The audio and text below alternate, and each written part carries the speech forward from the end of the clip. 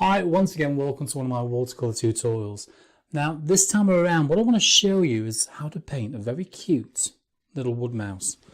And I know we've been through fur and that kind of thing before in the past, but I'm going to show you how to paint this fur in detail using my layering techniques, but also obviously the fine whiskers and the life in the eye.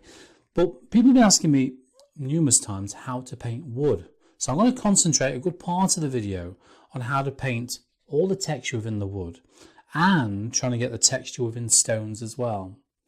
But I'm going to be going through different techniques such as stippling, scumbling, dry brush techniques, splattering. I know, something a little bit different. So let me guide you through all these processes and show you exactly how I create these effects.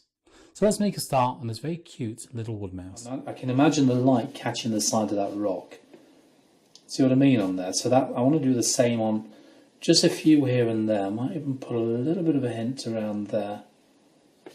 Just a touch. The same around this section.